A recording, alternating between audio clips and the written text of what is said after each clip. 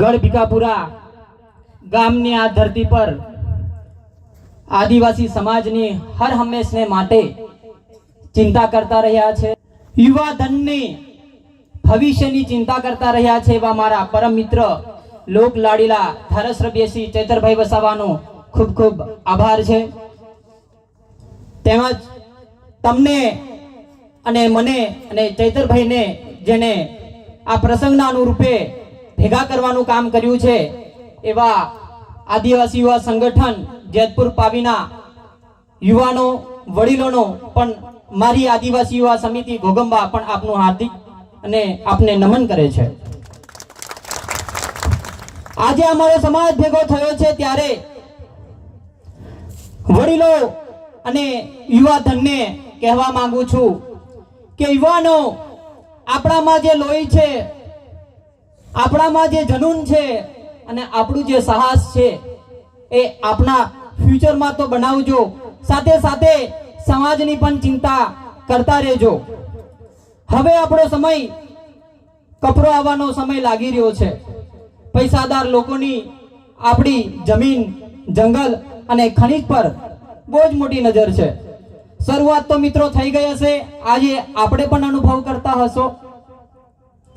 એ લડાઈની અંદર મારે દરેક નેતાઓ, સંગઠનો, સમાજના યુવાનો, બહેનો અને વડીલોને એક અપીલ છે કે રાજનીતિના બેનરો ઉતાર દેજો, સંગઠનની વિચારધારાઓ સાઈડ પર મૂકી દેજો। જ્યારે સમાજની વાત આવે ત્યારે એક થઈને લડવા માટે, જ્યારે ચૈતરભાઈ વસાવા જેવા યુવા લડતા હોય તેને સાથ સહકાર આપવાની જરૂર છે। બધાએ ચૈતરભાઈ બનાવવાની જરૂર નહીં। દરેકના મનમાં એવું થઈ ગયું હા આજે મોટિવેશનલ વિડીયો જોઈએ એટલે આજે કંઈક નવું કરી લઈશ। મોબાઈલ જોવાથી કે પિક્ચર જોવાથી કે આપણું ભવિષ્ય નક્કી થતું નથી મિત્રો।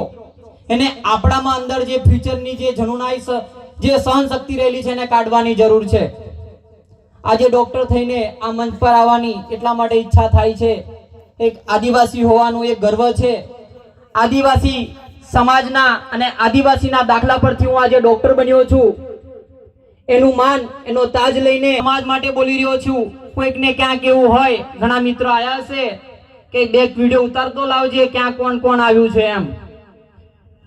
ભાઈ, આજે મારો સમાજ ઉભો છે, મારા સમાજની બહેનો છે, મારા સમાજના વડીલો છે, મારા સમાજનું યુવા ધન છે, એના માટે આવ્યો છું।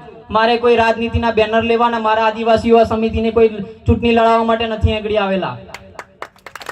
યાદ રાખે, જેને મનમાં કીડો છે ખોલી નાખે। સમાજના સર્ટિફિકેટ થી ડોક્ટર બનેલો છે એટલા માટે સમાજ માટે બોલવા આવેલો છું। તમારે કોઈ પાર્ટી કે નેતાની ગુલામી કરવા માટે નહીં। જેટલો હેરાન થાય મારા સમાજને એટલો કરી લેજો, પણ યાદ રાખે કે બાપુ અમે પેલા ધાર્યા અને તીરકામટા કઈ સોના નહીં મૂકેલા। જરૂર પડીએ તો હવે કાઢવાની પણ તૈયારી જ છે। ખોલી રાખે। હવે તો રોડ પર નીકળેલા છે સાહેબ, હવે ઘરમાં કઈ બંગડી પહેરી નથી બેઠેલા।